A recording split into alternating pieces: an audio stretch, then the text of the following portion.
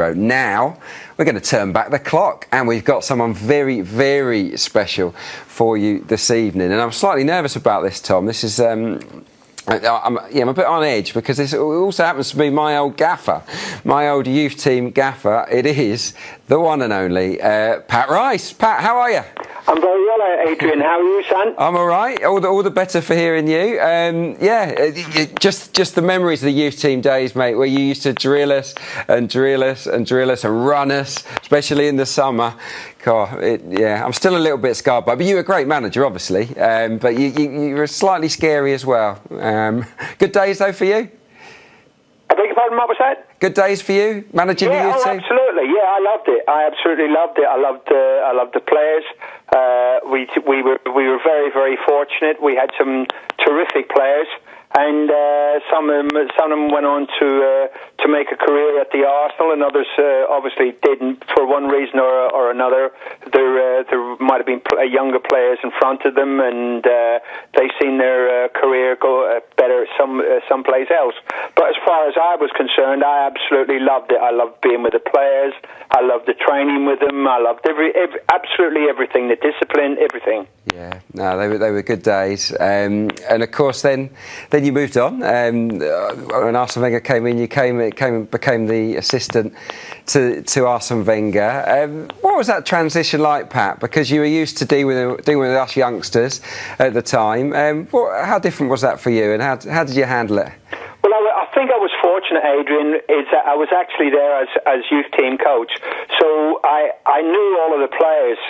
And so that to another extent, they also knew me. They knew what I was about. They knew I was very passionate about especially about the club, and also about them. So it was no big deal. I think it might have been if I had to come from outside and I actually didn't know no one. Then I think it might have been a bit more difficult for me. But I mean to say, with Arsene coming in, it was. I remember somebody saying to me, "What do you know about Arsene Wenger?" And I said, "I don't know nothing." I said, "But in due course of the time, we most certainly will," and it's proved to be true.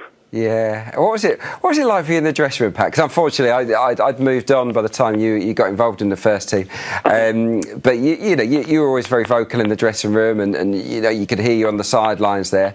Did you find yourself having to change your own style? Yes. Yeah.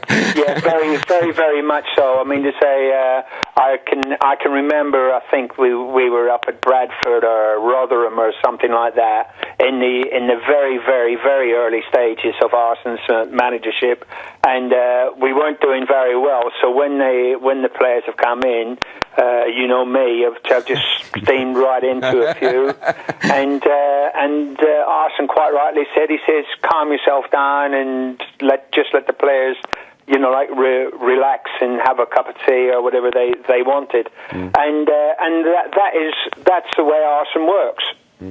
Yeah, no, I remember those days. Yeah, as a young teenager, feeling the ricey hairdryer. It was, I'm not too sure about that.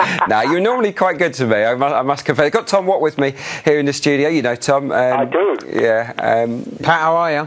I'm very well, Tom. Very well indeed. And how are you, my friend? Oh, absolutely fine. And I've got to say, Pat, I mean, for me personally, but for every Arsenal supporter, Pat, you are looking $1 million to see you fit and well and enjoying your football as much as you are, mate. It absolutely gladdens the heart. It's great. Well, I've got to tell you, Tom, it was the support that I got whenever I was ill was humbling, and it was and not only from the supporters, but also the club have been fantastic to me. Absolutely brilliant. But I mean, to say that is our club in general. People say about the Arsenal do it the right way. Can I ask you a question, Pat? Yep. You look at what's happened in this transfer window, and again, we've brought in two really promising young English players, well, relatively young in Danny Welbeck's case, but gone and signed Callum Chambers. You think back to 10 years ago, and really, we were a club that was about kind of bringing through talent from Africa, from France, from And you look now at the team, and it's something that's developed over the last 5 or 6 years. So I'm thinking that you will know the answer to this question. You look now at Kieran, at Jack, at Aaron Ramsey, at Theo, at Alex Oxlade-Chamberlain, now Welbeck, now Callum Chambers. Is this just something that's happened, Pat, or was this a conscious decision made at some point within the club? Did Arsene make a conscious choice that, and I'm sure it would have been the kind of thing that he might have talked to you about, to say, look, maybe a core of young British players can give us something different, and that it's something we ought to develop? No, he wouldn't think that way. He would, first of all, Arsene would look at the player and basically see, has he got what he is looking for, or if it could be a centre back, it could be a forward player, it could be a midfield player. But he wouldn't look at whether he's English or whether he's French or whether he's Italian or Japanese or whatever. First and foremost, he would be looking and finding out, is he good enough to actually be an Arsenal player?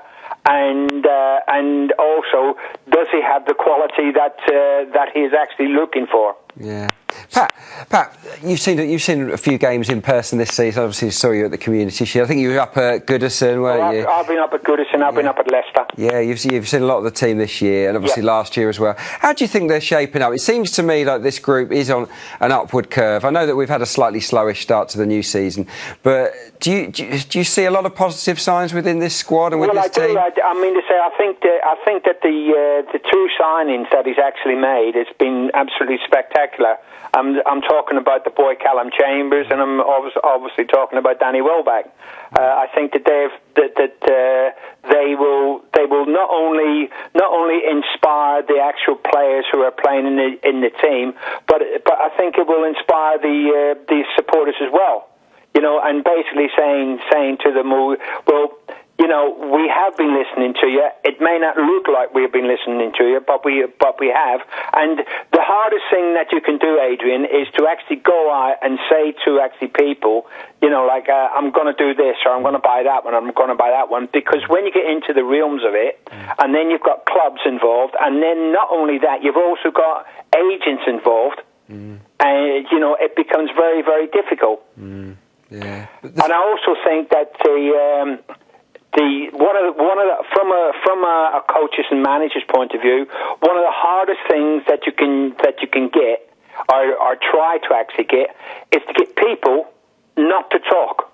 It's not as though you may be going after a player, and all of a sudden that the agent of the player may want him to go somewhere else because he may be able to get more money, and he will be able to get more money. So, it is very difficult. Yeah, no, it does seem, from the outside looking at it, it seems like the squad is it's a very talented squad, and it's a squad that's together, Pat, and that's very, very important, isn't it? That's right. Having that right spirit. Yeah, the actual dressing room has got to be all as one. Otherwise, whenever you get people pulling one way or another, well, me, the first thing that I would do would bring it to the forefront. Absolutely, yeah. And just nip it in the bud. But thankfully, that there is not a problem that we have got at the Arsenal.